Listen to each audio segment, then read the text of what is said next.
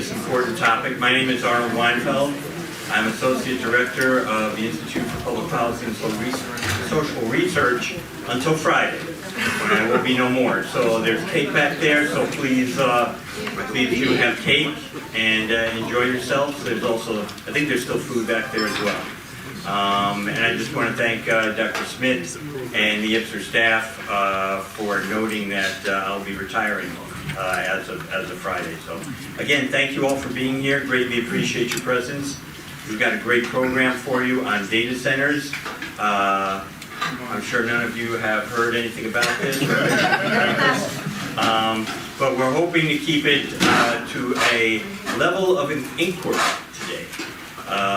We're not here to yell and scream at each other. We're here to learn, and we think we've got a great panel for you to do that.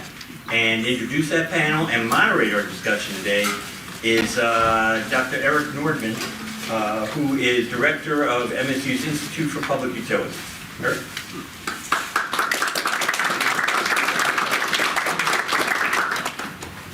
Thank you very much, Arnold. And let's give a round of applause to Arnold. Congratulations, Arnold.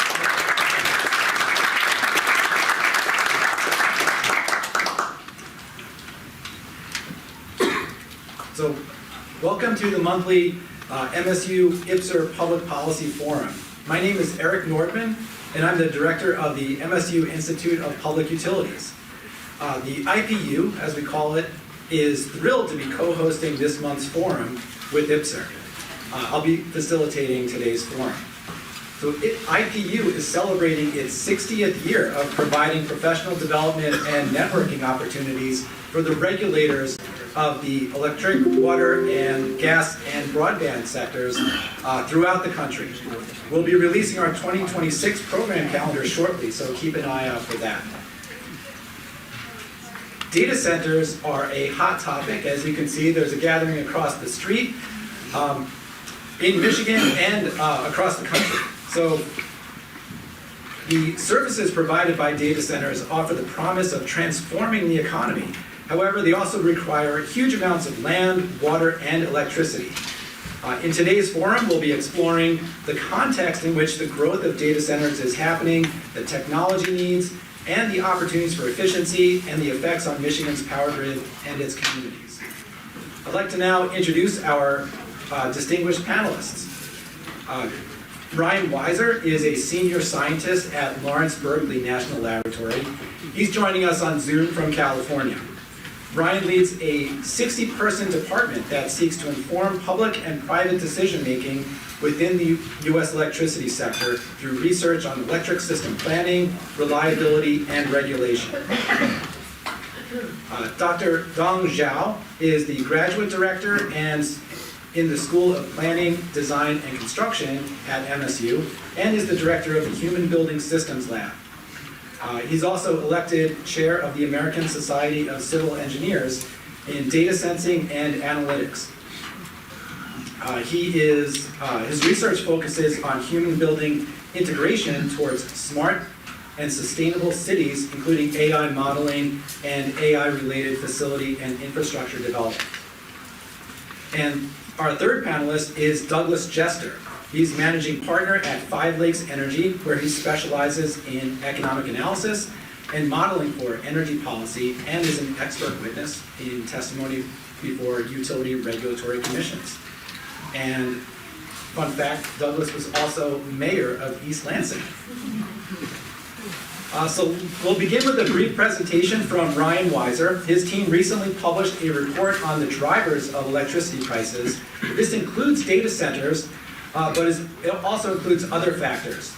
It'll help us understand the national and local context in which the data center proposals are happening. So we'll turn it over now to Ryan Weiser on Zoom. Yeah, great. Thanks all, and apologies that I'm unable to join you today. It sounds like all of you are eating cake, and I'm not, so I'm missing something here, but instead beaming in from California. And again, it's a pleasure to be here to summarize really a couple of different lines of research that we've recently been conducting at Lawrence Berkeley National Lab, both of which touch on the potential impacts of data center load growth on retail electricity prices. And to start here, let me just offer a quick warning, which is that I have a lot of packed slides to whip through in my 15 minutes. I'll be largely hitting the high points of those slides rather than going through each one in a lot of detail. But before I really start rolling here, maybe it's helpful to just start with the fundamental and rather simple message that I'd like to leave with you today. And that is that load growth, data centers or otherwise, can either increase retail electricity prices or possibly decrease those prices. Load growth can either be, I suppose, a villain or a hero in this particular regard. And that the direction of that impact and the scale of that impact is not preordained. It will depend on policy, planning, and market decisions that are themselves determined by state legislators, utility regulators, market operators, utilities, data centers, consumer advocates, and many others. Presumably many of you in the room can see yourself in helping determine the direction and scale of the impact that accrues.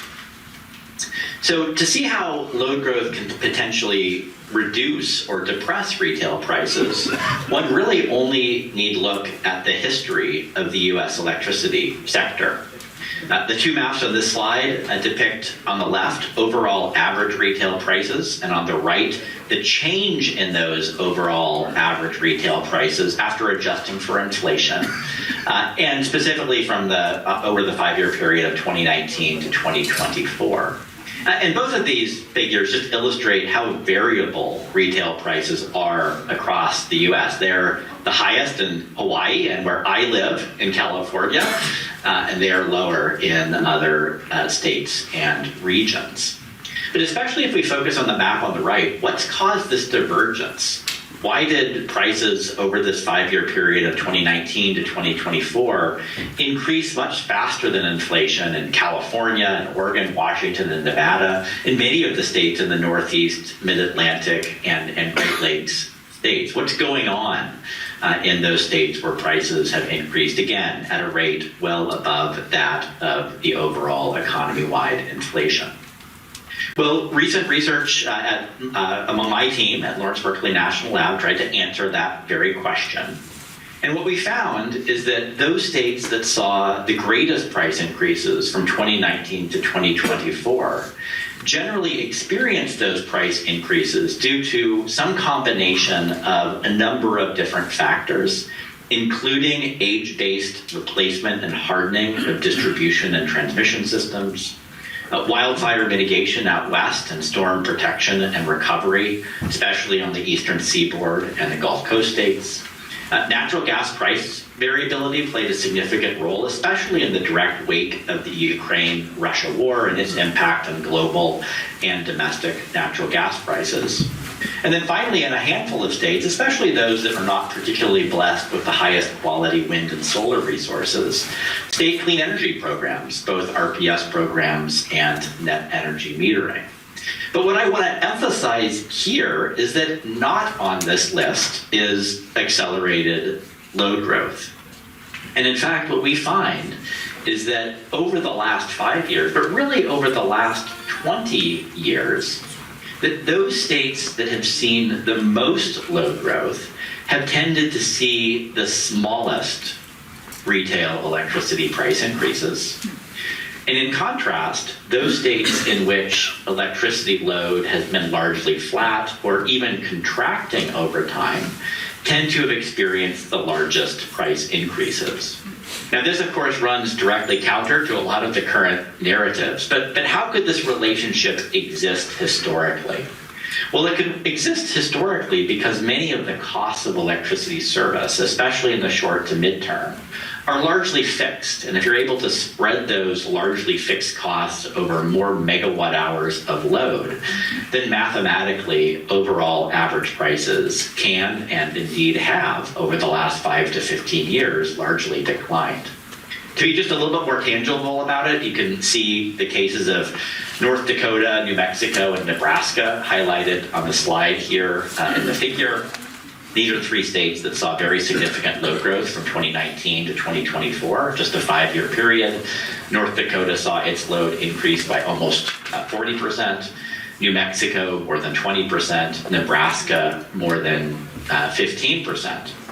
And I'm not going to walk through this slide in detail. There's not enough time for me to go through this particular slide. But the bottom line is that in all three of those states, the significant load growth that they experienced over the last 5 years was accommodated with no upward pressure on retail electricity prices and no, as far as I can tell, no negative impact on other households and businesses. And again, I think the reasons are relatively simple. In all three cases, the increased load picked up some of the embedded fixed costs of the system. And importantly, in all three states, those states benefit from an abundant and low-cost mix of energy supplies that could be leveraged to serve that increased load at relatively modest cost. Now, unfortunately for all of us, the story does not end there. As they say, past performance is no guarantee for future results. And we really need look no further than the PJM region, a region that all of you are very familiar with, to see how uncertain but aggressive load growth can in fact also result in negative outcomes for electricity consumers more broadly. And here I think it's important to recognize that at least to some degree we're entering a new era. One in which not just a few states are seeing accelerated load growth, but one in which load growth is also very significant regionally and nationally. Some of the analyst estimates that we've seen recently show perhaps as much as 100 gigawatts of new data center load by as early as the early 2030s. And with that scale of load growth, at least in some regions, the load growth is beginning to collide with very significant supply and delivery constraints, making it hard to accommodate load growth at low incremental cost. And again, no better example of this than in PJM. I'm sure many of you have seen, at least, if not graphics precisely like these, at least the overall story. Capacity prices have hit all-time highs over the last couple of years in the PJM region. Those price increases are not due solely to data center load growth, but they are significantly impacted by anticipated data center load growth. And to varying extents, other customers have begun to feel the sting of increasing retail prices in the region, with prices in some cases increasing by around 10% due to the increased capacity prices that have been experienced over the last couple of capacity auctions. So what do we make of this duality, that we have clear evidence historically of rapid load growth, in some cases not placing upward pressure on retail prices, and indeed in some cases helping reduce retail prices? Well, we also have this emerging evidence from the Mid-Atlantic region of PJM, where just the opposite has begun to occur. And maybe more specifically, how do we collectively minimize the risk of data center build-out or other electricity consumers, and maximize the chances for, in effect, a successful marriage, at least as it relates to electricity costs and prices? And I would posit here that maximizing the chance for that successful marriage is related to really three key steps that policymakers, regulators, consumers, large loads, and utilities can and will need to consider. Step one is simply reducing supply and delivery constraints where those supply and delivery constraints can indeed be reduced, so that increasing loads can be matched with more affordable energy supplies. In the very near term, that will most certainly require getting the most out of our existing grid and its embedded headroom. That will mean various kinds of load or demand flexibility, distributed energy resources, storage, advanced transmission technologies, basically anything that can be deployed quickly to extract value and maximize throughput through our existing electricity system. Of course, that's not enough. We need proactive risk-aware planning to build new generation and transmission assets, and to do so at minimum cost. And we'll also need to remove some of the inefficiencies and log jams that have persisted over the last years in bringing new supply and delivery infrastructure online. A Of course, it's also true that data centers can help in this regard, and they can specifically help in this regard by doing various things to reduce the impact of new loads on the broader electricity grid. So what can data centers and other large loads bring to the table? They can bring, of course, operational flexibility, either through flexible compute schedules, or alternatively, and maybe more realistically, through on-site generation and storage assets, as well as new off-site generation, storage, or demand flexibility assets that the data center financially commits to. Regardless of the methods used, the goal of this particular step is to reduce the broader system impacts and costs that new loads will have on the broader electricity system, which may be especially important in the very near term, because as we all know, bringing new supply and transmission online does take time. Third, even with those first two steps, we're going to need to make sure that new large loads contribute their fair share to the costs of electricity supply and delivery. And here I think it's important to recognize that nationally, but also in Michigan, over the last 15 years, residential or household electricity prices have increasingly diverged from commercial and industrial prices. The bottom line is that residential customers have been picking up a larger share of the overall utility tab. And there may be some very legitimate reasons for that historical result, but especially as load growth accelerates, it may now be time to push, to some degree at least, in the other direction. And that's one of the reasons that many state policymakers, utility regulators, utilities, large loads, and others are beginning to hash out the details of new large load tariff structures. I know that this is a hot topic in Michigan, though others on the panel here this afternoon certainly will have more information to share in that regard. But the importance here is that these new large load tariffs seek to specify the conditions and prices under which large loads can receive service. And again, the details of these emerging retail pricing tariffs may vary. It may also take a bit of time to reach the right balance in their design. But I think the goals are especially worthy ones. That is, to treat large loads fairly, while also ensuring that any additional costs imposed by those loads are covered by the customers that are imposing the costs, and so reducing the risks for other households and businesses.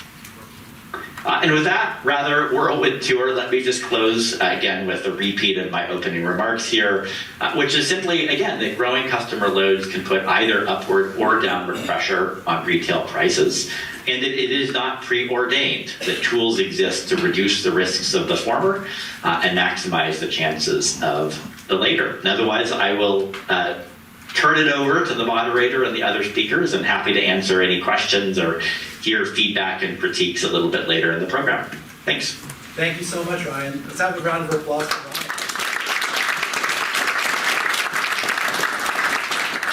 So Ryan, you'll be able to stick around for questions later? Okay, great. Yep, we'll do. Super. So we will, if you have questions, please write them down or get ready to ask them. We'll have a Q&A session after all the panelists have finished speaking. So our next speaker is Dr. Zhao from MSU, and he'll be talking about the specifics of the AI technologies and data centers and why they use so much electricity and water, and maybe some potential opportunities for efficiency. So, come on up.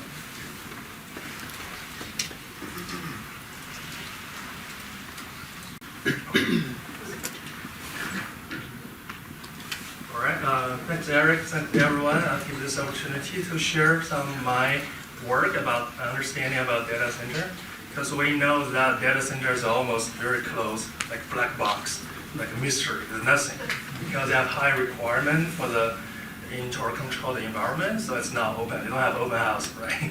So that's the reason I'm here today. We're trying to demystify what the black box is, how it's function, how it's working. So we can say from the structures perspective, the data center is a typical building. So we can say the process for the design and construction, for the whole process, it's very typical as a office building or commercial building. So it starts from the land, the ground, and then you have the structure, the typical, the trusses, the steel structure. And then they store the, we call it mechanical, electrical, and plumbing system, MEP system. After that, it's very typical, like we have our HVAC system, we have our air conditioning, we have fans, like general office building. So the difference part is number 4, the 4th step. After all the building structure facade is done, they're gonna install their IT infrastructure. So that's gonna put the racks over there. So that's the difference. It's like a big warehouse. We just put the warehouse, the product, this is servers, get into the warehouse. And last step is we can do the typical testing and the commissioning, make sure that all function well, the data center is working well. Right. So the critical for them is they want to make sure that all the process, all the data are running more than 100% secure, more than 100% reliable. They cannot allow any kind of outage, out of power. That loss of data is massive. So they make sure that data has tremendous backup power and make sure they can function very well all the time. So that's a challenge for engineering. So, but we're gonna say it's nothing different from the building we're sitting here today, literally. So, but what is the challenge? What is the mystery of this black box? So the challenge is simple physics. Because you just consume a huge amount of power because your ROM support their computing systems, the server running. And on the other hand, they're gonna produce heat. So a lot of heat. So that's a challenge where it stands for. So we can consider that how much is this energy it will require and how much the heat. So based on the basic physics, you input a lot of increasing more and more power, electricity, you're gonna produce more and more heat. So nowadays we can see the data centers are getting bigger and bigger. So it requires higher and higher power. On the other side, they're gonna produce higher and higher amount of heat. So literally that is a challenge so far from engineering perspective. So we say why during these years, so it's basically this problem is getting more exposed. What happened? It's data center exists for decades. There's nothing to do in the past years, but what happened during these years? That's the reason because the AI is coming. Okay, now we know the whole economy gets boosted by the AI and all AI related, we call it smart, intelligent, this kind of high tech. So the requirement for the data center and the computing requirement is getting increasingly bigger and bigger.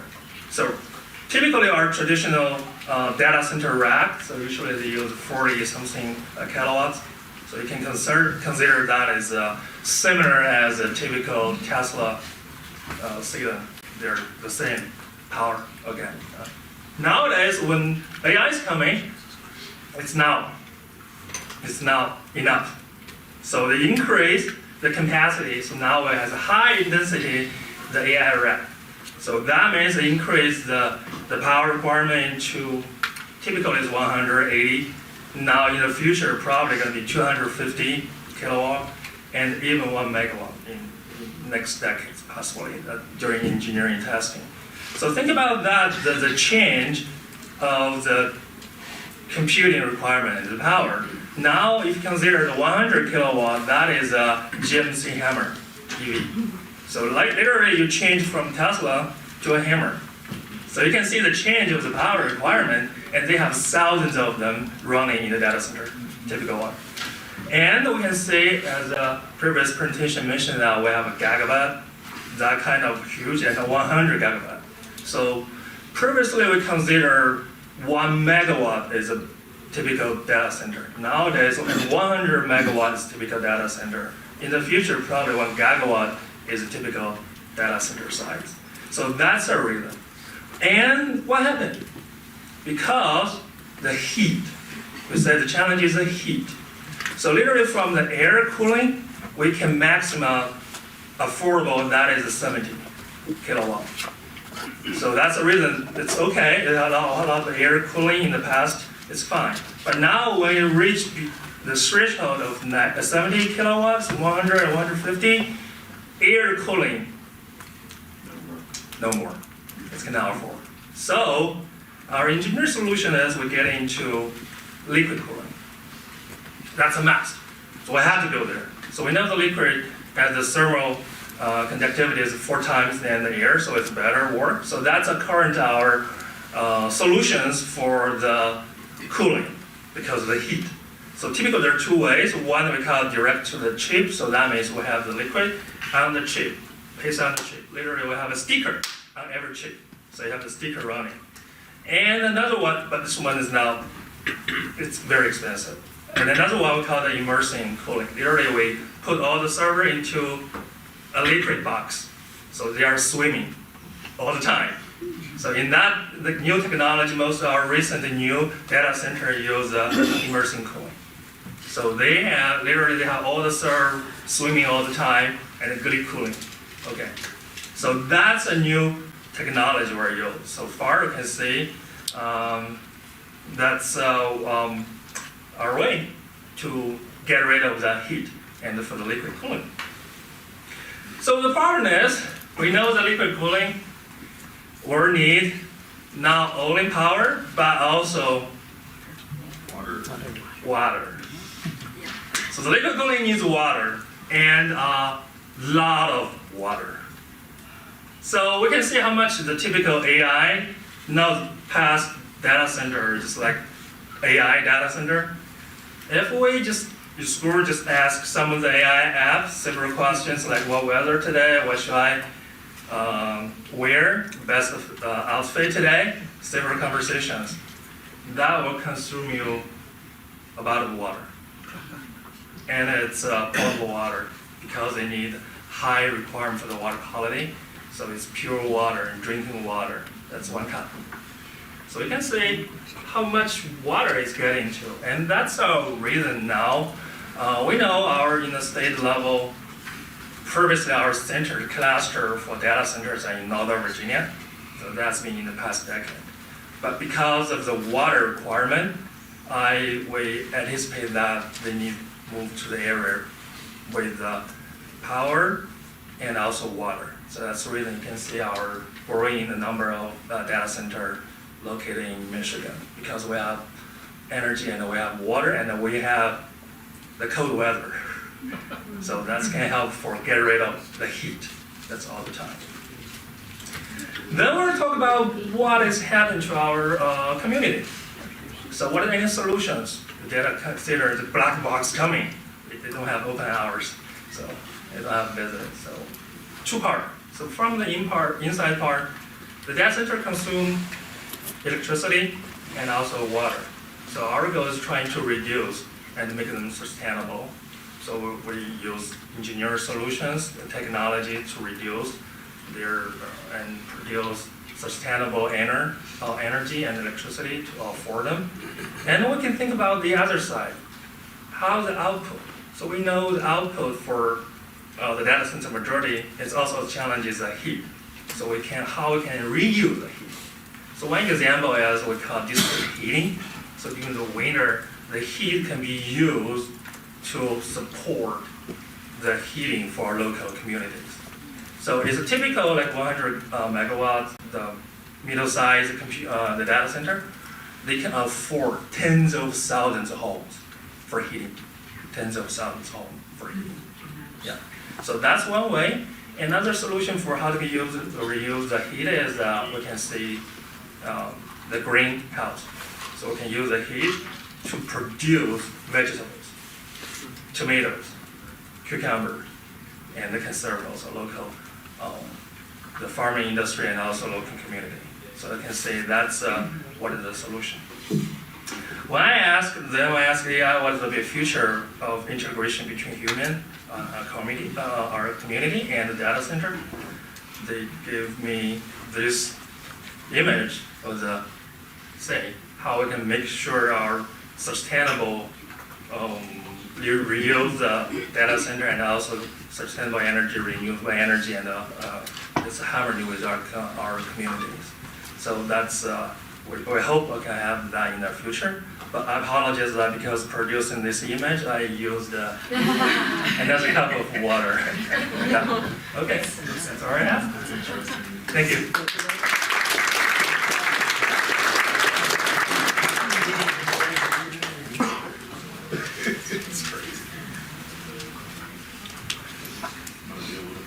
All right.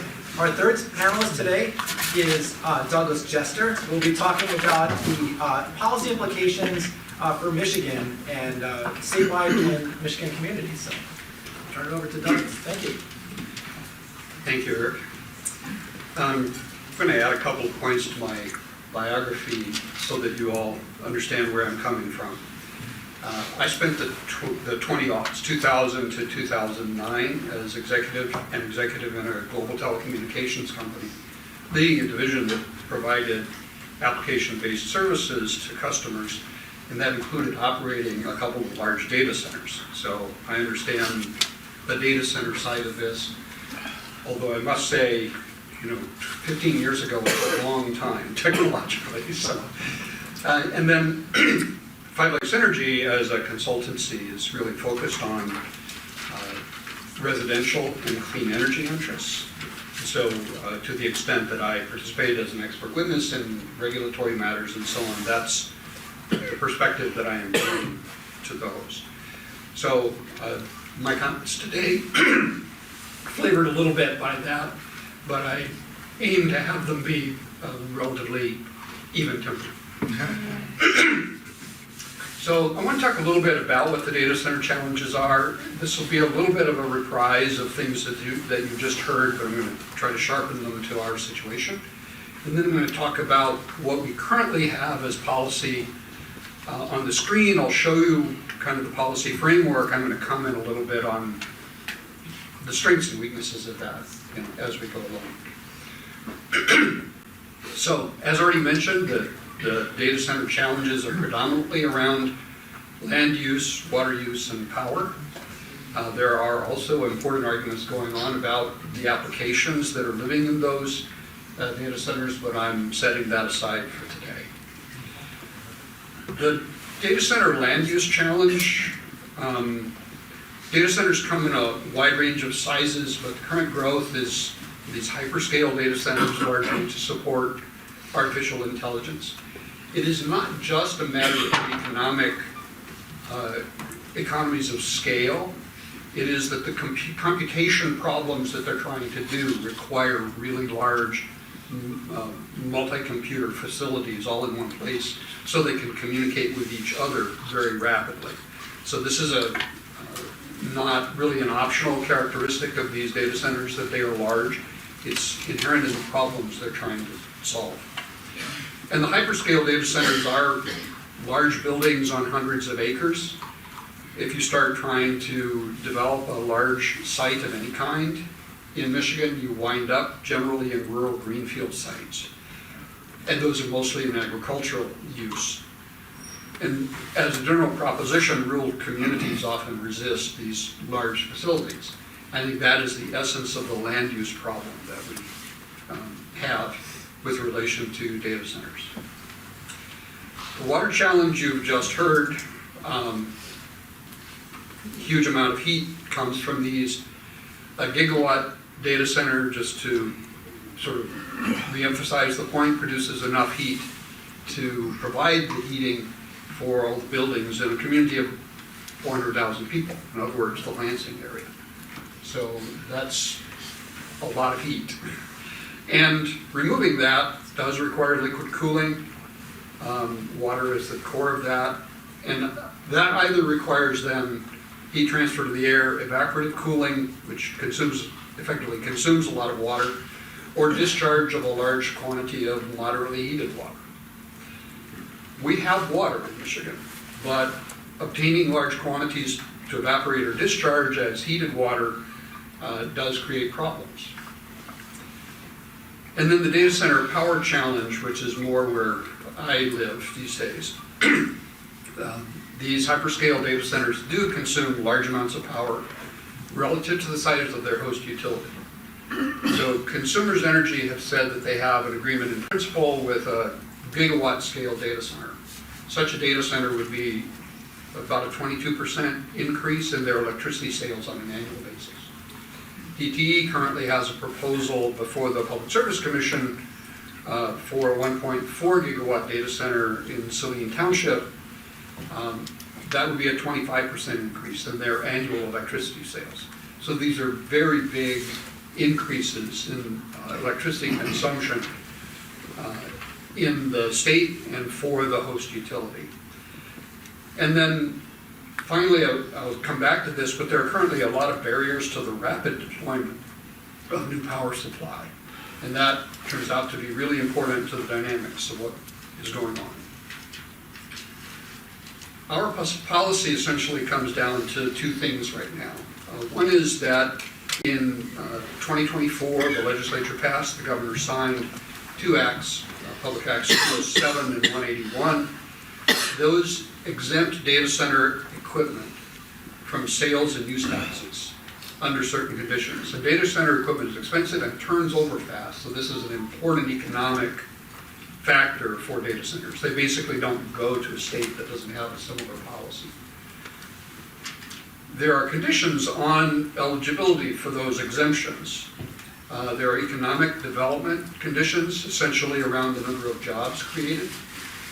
There are requirements to efficiently use energy, to conserve, reuse, and replace water, to use renewable or clean energy, and to not have cost shifts to other customers. That's a sort of reasonable set of policies, one would imagine. It only applies to large data centers because the economic development standard would exclude smaller ones. And it only applies to those seeking the tax exemptions, which under the current law is only basically this decade. And then after that, we will have an absence of policy because those tax exemptions would no longer be available unless there's a new act of the legislature. And finally, the enforcement of those requirements is through approval of the tax exemption by the Strategic Fund Board. And I'm sure they're fine people, but I don't think they know very much about power systems or water and things of that sort. We have other agencies that would be better positioned to provide those analyses and make those decisions. So I think there are structural problems with this particular policy. The other thing that we have, and this is more specifically on the power system, is rate regulation of public utilities by the Michigan Public Service Commission. And that is often highly prescribed by the legislature, but it has an element of sort of legislative authority, broad responsibility and authority for the commission to determine the rates that will be charged to various customers and to determine what is prudential spending by the utility and whether those costs can be recovered.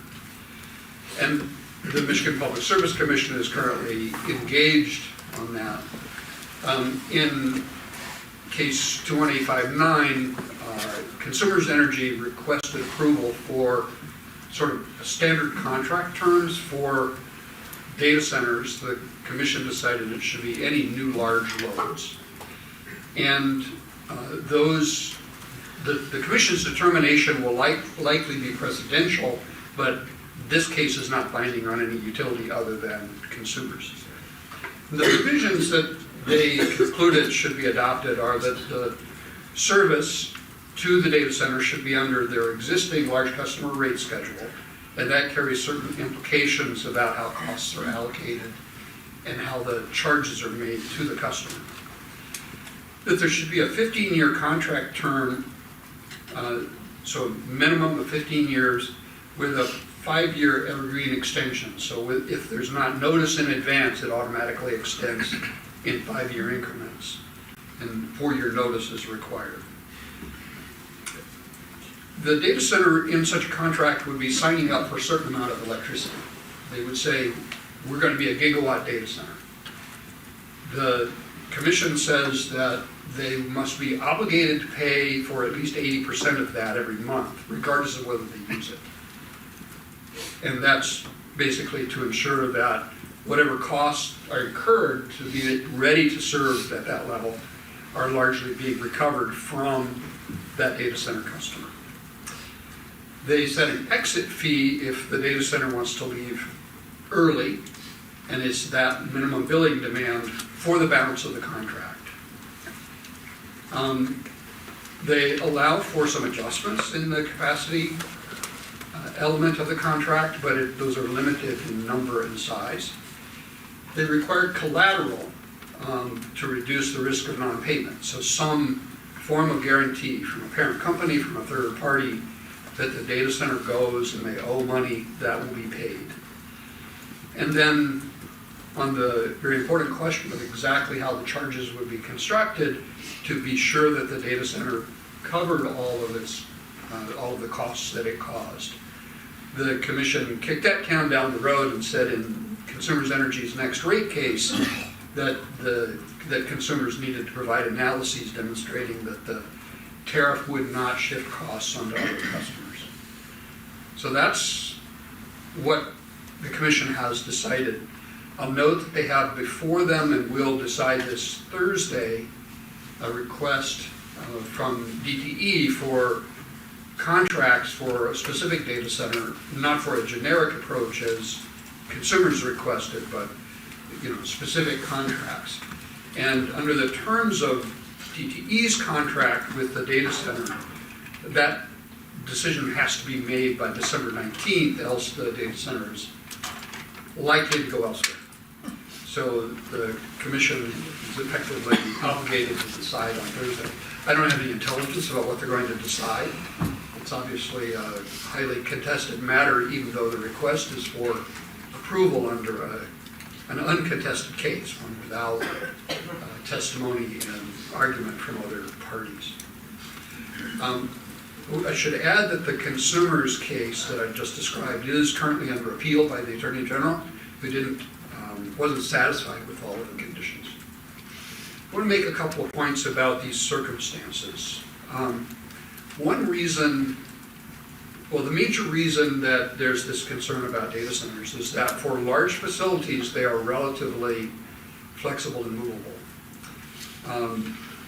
And it's very clear that data centers are out shopping for locations now. So you can have, Consumers says they have 16 gigawatts of data centers at some level of active inquiry, which would more than double Consumers' annual electricity sales. Not all of those are going to come true because those same data center operators are looking at many other places. And so there's great risk if you commit too early to building power plants, and that's transmission capacity and that sort of thing, then the data center doesn't show up, and who's going to pay for what has been invested? So all across the country, public service commissions are wrestling with that question by adopting these kinds of contract conditions. And then in Michigan, unlike some other places, we've said, well, the power supply, unless it's behind the meter, is going to be by the local utility. So that means that if there's investment, it is now a risk to that utility and its other customers. In other places, Texas is a great example, the data centers are responsible for their own power supply. It can be delivered to them over the grid, but they have to arrange for that power supply. So while we are looking at, let's say, 20 gigawatts of potential data centers in Michigan, Texas is looking at 264 gigawatts of potential new load right now. So that's a big difference. And the data center operators prefer to control their own destiny in that regard. But we provide monopoly protection to utilities here in Michigan. So that's one of the underlying issues. And now I want to turn to another part of this, which is this question of speed to power. So that a single hyperscale data center, as I said, can be a 10% increase in Michigan's power supply requirements. And it can be developed to full power demand in about 2 years from the time they make the definitive decision to move forward. And AI data centers in particular are in a hurry. They have important first mover competitive advantages. Basically, they want customers to adopt their AI tools now and get stuck on them. And to do that, they have to have superior AI tools. And superior AI tools come from the training of AI tools that goes on in these data centers. So they're in a huge rush to get data centers, big data centers, built and operating in order to gain this competitive advantage. They want to move fast. Power sector deployment of new generation of transmission is typically closer to a 10-year process from the time a utility decides they want to do it until it's operational. Some of that is decision-making is slow. A lot of it is construction is slow. Supply chains are limited, that sort of thing. So this speed to power is a central issue regarding power supply to data centers.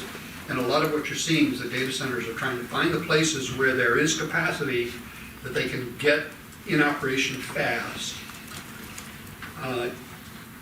But that'll drive up the use of less efficient power plants and make power more expensive, as well as creating issues with adequacy of supply for reliability, which is the situation in the PJM area that you were hearing about a few minutes ago.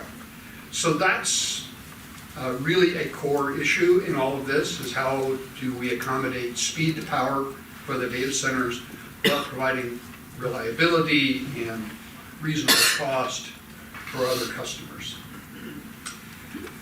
The power supply technologies that can be deployed at scale most quickly are storage, solar, and demand response or flexible demand. Wind and natural gas generation are more of an intermediate speed, more like 7 years, and nuclear is slow. The last nuclear plants come online in the US took 15 years for construction. So all forms of generation and large new loads are delayed by slow transmission interconnection. The Mid-Continent Independent System Operator is our regional transmission organization for most of Michigan. PJM has the southwest corner, Indiana Michigan Power Company. And they have not yet approved any generation interconnection proposal that was requested after early 2021. That gives you an idea how slow that process is. Here's an analogy of how this goes. Imagine if an industrial plant or a potential industrial plant owner came to the Michigan Economic Development Corporation and said, we'd like to build a manufacturing plant in Michigan. And the MEDC said, well, we need about $1 million to do studies of transportation congestion. It'll take us 5 years. After that, we'll tell you how much you have to spend to upgrade the transportation infrastructure before you can build your industrial plant. That's how new generation is treated in getting interconnected to the transmission system. And it really is a huge barrier to speed of deployment of new generation. It is also becoming a new barrier to the speed of interconnection of large loads.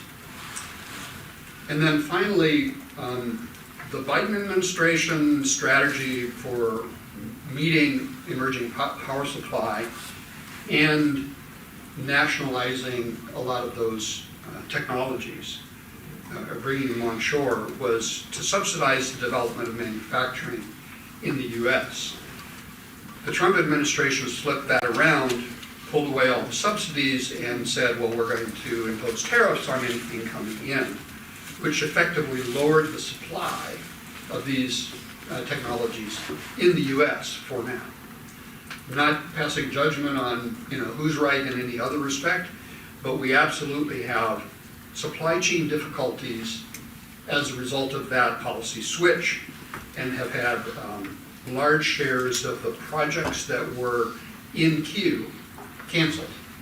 So now it is not clear that we can meet the load with any technology that data centers say they want in the Midwest with the projects that are in the interconnection queue. So we have a speed to power problem that, you know, it's subtle, it's not something that the legislature can just declare what the fix is, but it's in the way. So that's my quick rundown of where we are in terms of the challenges and policies of data centers. And with that, I'll turn it back to Erik. Thank you.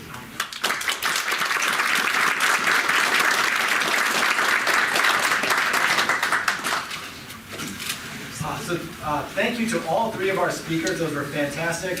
And we have about 20 minutes left for questions from the audience. So we have a microphone roving around. Tony has the microphone, so looks like we've got a question here from the gentleman in green. He's right behind you. Yeah, I got a question for Doug. As you know, our grid is built to meet peaks, which only occur a few hours out of a few weeks. The rest of the time, we have a certain amount of slack. And there's been a lot of discussion about taking advantage of that slack to actually increase the efficiency in the operation of the grid and possibly even put a downward pressure on rates. So I'm wondering if you can address that. Can you hear me? Yeah. Okay. That's essentially what DTE's proposal is. This 1.4 gigawatt data center that they propose to serve would pay DTE to acquire about 1.4 gigawatts of storage of battery systems, which would be used to meet those few hours of peak demand.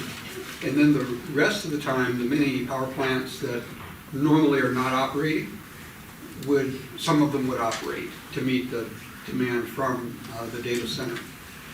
Now those power plants, the way the grid operates, the most efficient ones, the least cost to run are sort of turned on first in what we call merit order.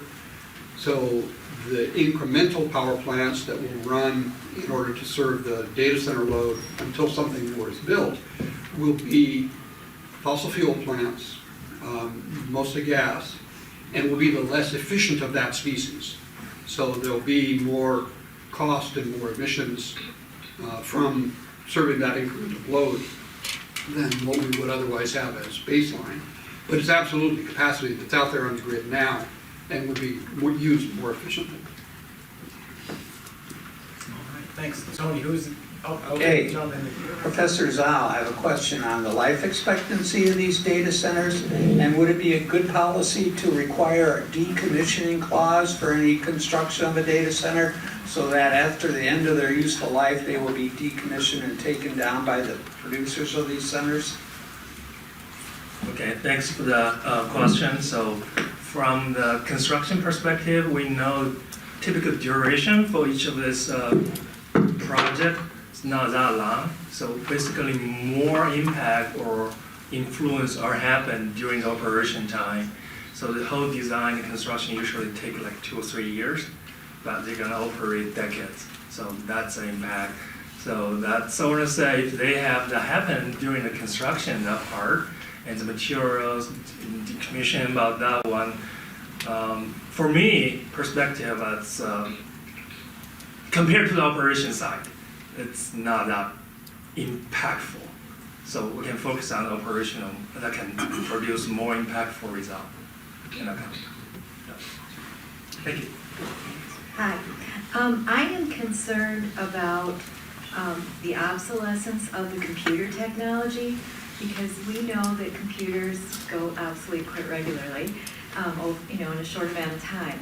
So is someone taking a look at the rate that the technology that's used in the data centers is going obsolete versus the power investment and the power consumption? So if your data center goes obsolete in 6 years because of technology, but your power investment is amortized over 15 years, you've got a problem, right? And then your new technology needs more power. There's some discrepancies there. Who would like to take that? Okay, that's a great question. So we can see the lag between the adoption of new technology and the infrastructure, consider that infrastructure investment.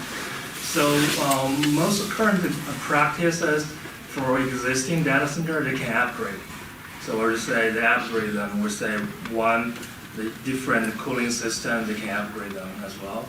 But that's definitely an existing challenge for the infrastructure, the investment. That takes longer time. You have transportation, you have the utility prepare for them, but again, that can be risk. I think that's usually we use that during the operation. They have the constructor to control that kind of risk. How you doing, gentlemen? Thanks so much for your presentations. Very insightful. My question is, I guess I could direct this towards Douglas, but also towards Dr. Dong. So you mentioned about how usually data centers take up rural land, and I'm wondering, is there anything that would prevent them from using, basically my question as I wrote down, might make more sense. It says, can data centers build up versus out? So essentially, like, maybe in a metropolitan center like Detroit or even like Chicago or New York, could they build a data center inside a skyscraper as opposed to on, farmland? Okay, so that's a genius idea to build them vertically, but so far there's so many challenges in engineering. So literally I can say so far it's very difficult.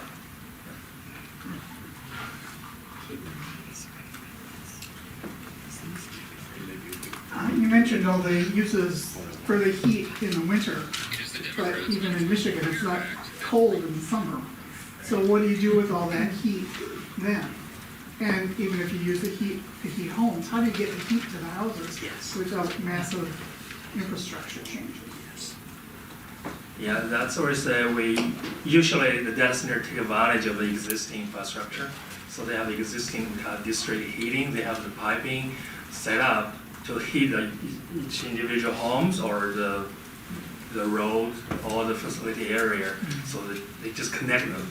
So that can save time, investment, construction design, and also the increase the efficiency. So the most practice is just connect to the existing. So if you get a plan like a new infrastructure, just individually connect to each home, that take longer as we. As a presenter mentioned, that it takes longer for processing paperwork and building time period, and also that investment is huge. Yeah. Good afternoon. I have a question if there's been any considerations about giving data centers a carve out in the electric choice. Currently we have 10%, but as we think about ways that they could potentially procure their own generation, it seems like being incumbent to the utility kind of wouldn't allow them to participate in DG because they're way too large. So it seems as though choice might be an outlet for these. I'm curious if there's any feelings about electric choice. Probably a question for Doug. Hey, Doug. Hi, Ryan. Certainly there have been quiet conversations about it, and I know that Chicago area organization called Environmental Law and Policy Center has basically said that's their view of how all of this should be done.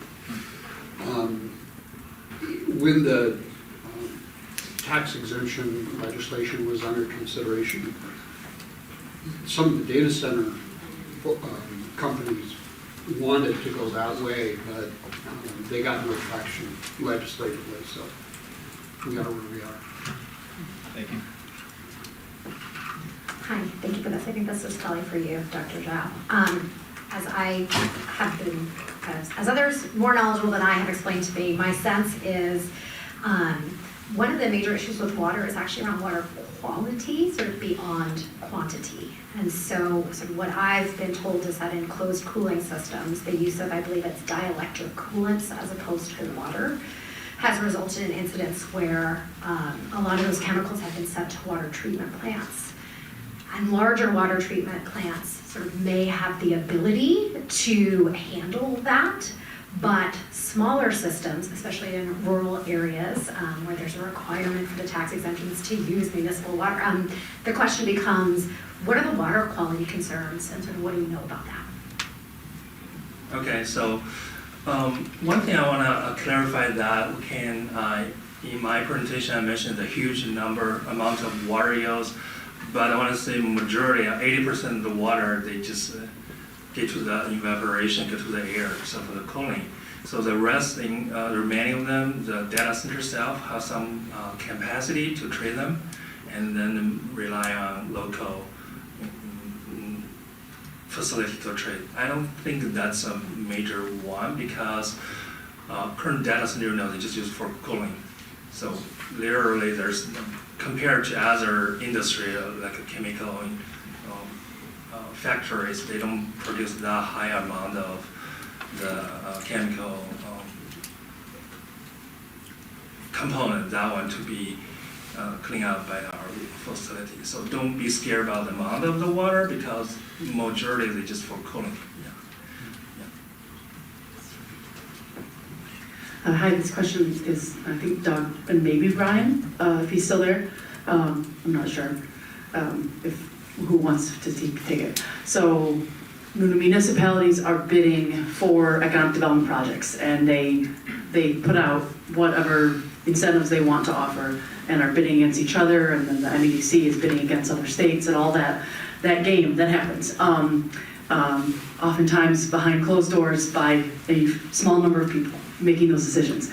What is the value that, if you know, that we as Michigan decision makers could put on the value of our fresh water, that the access to fresh water frankly makes that we don't have to offer as much incentives, we don't frankly have to offer all this because it's cheaper for them to use our fresh water, and so we frankly are valuing our assets more than go to Texas, and your cost of fresh water in Texas is going to be hilarious. Have fun.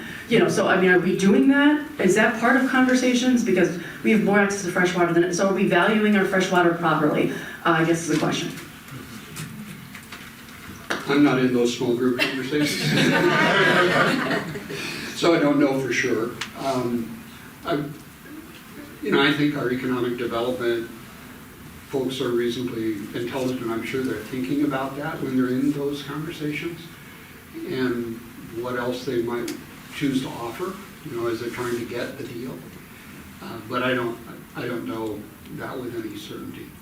It is certainly feasible.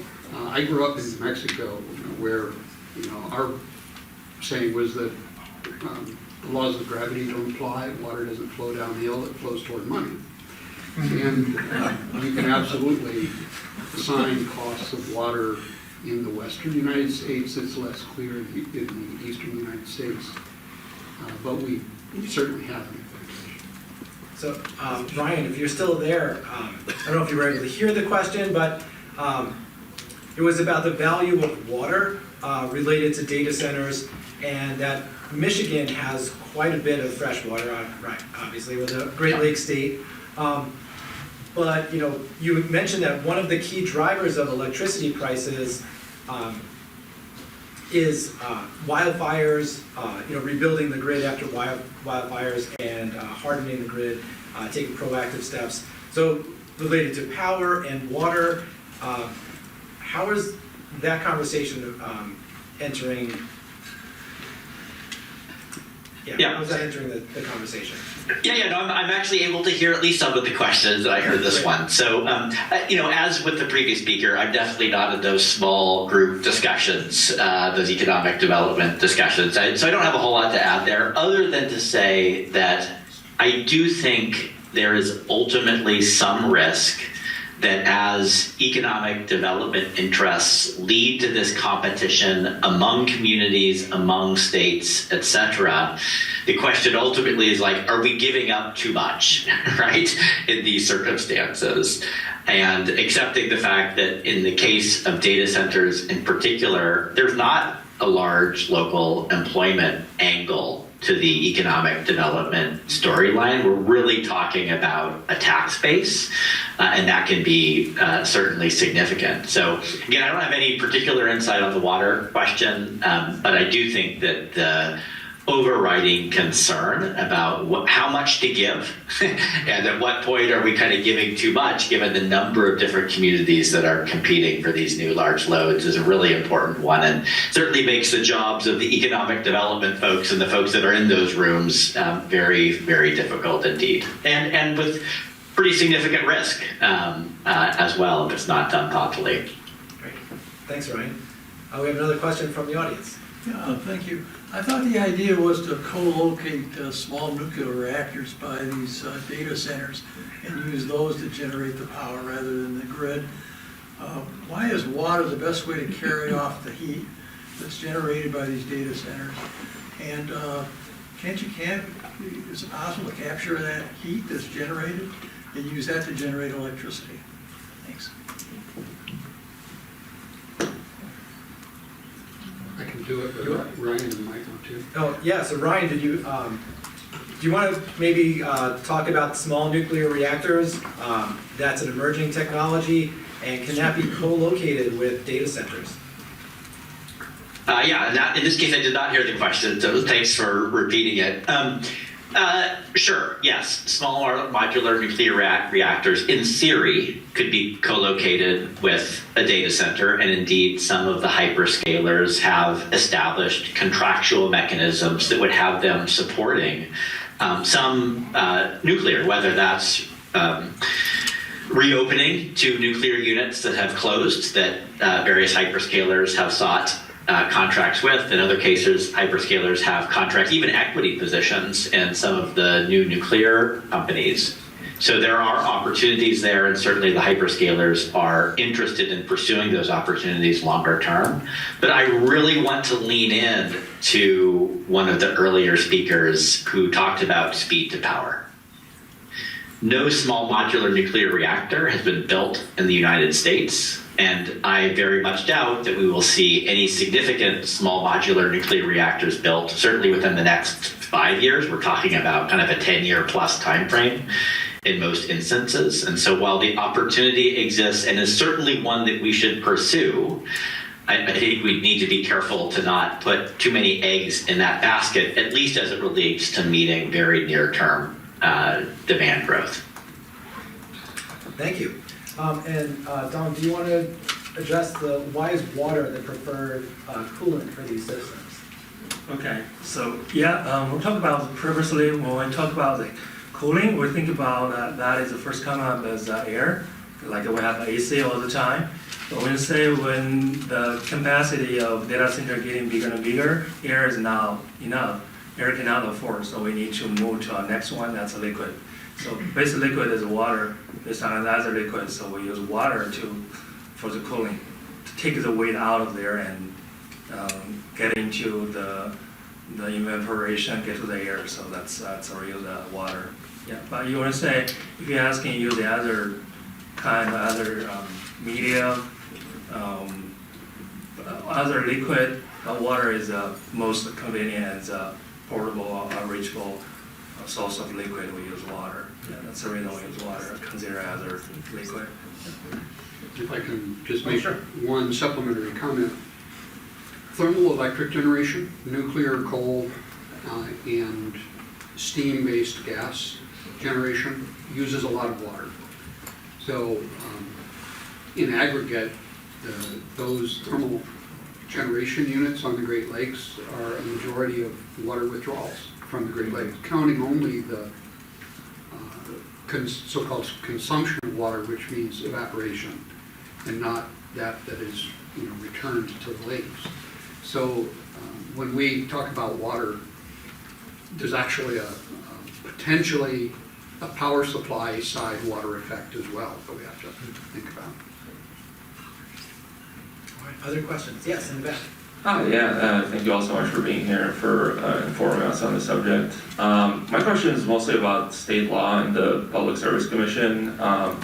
So let's say for the data center that's being proposed in Saline Township, let's say if the Public Service Commission allows them and gives them a permit on the condition of, they don't raise, DTE doesn't pass on the cost to consumers.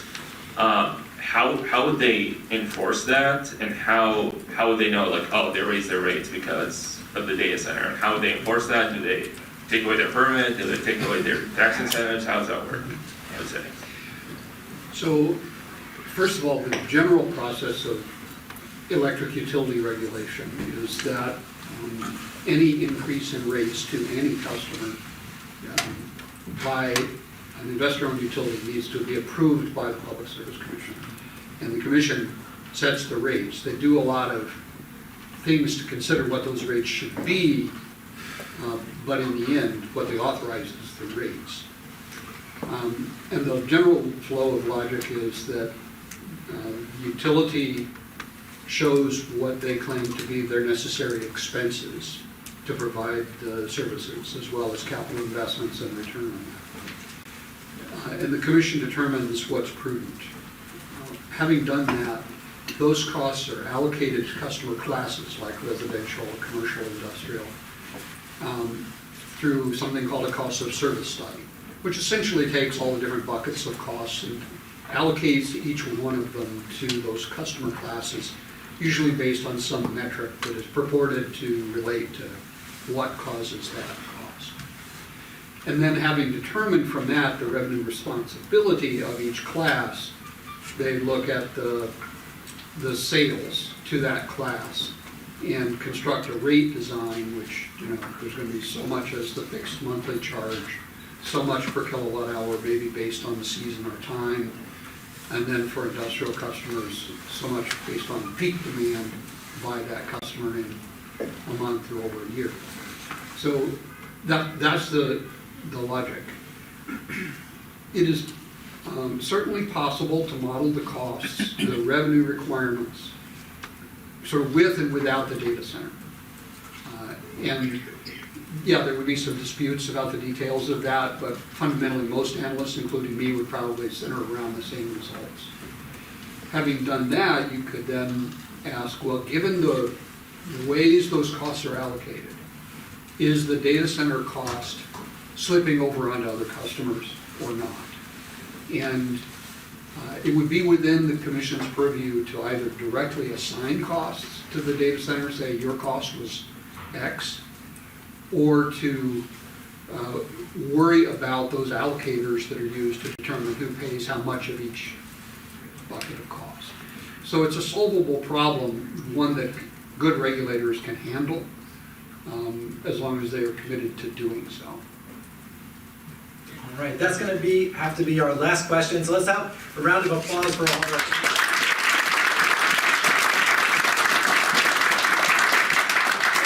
Over to IPPSR's Director Corey to wrap it up. Thank you. Thanks, Eric. First of all, thanks to Eric and the presenters. Eric was the one who spearheaded and organized this with us, so I want to really thank Eric's just new at 6 months? Yep. Institute of Public Utilities, and we have a great center here in Michigan State that helps us understand the utility. I would encourage you all to sort of seek them out and also look at the resources they have. I'd also say that we will have one. Arnold was not able to stay with us, but we have cake to celebrate Arnold's retirement in the back, so please take some cake, because we have it here.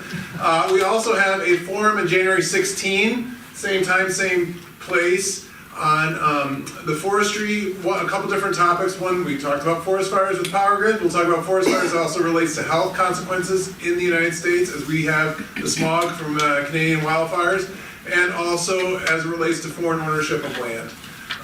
In the United States, I don't, some of you might have heard some stories about UPs owned by Singapore or something now.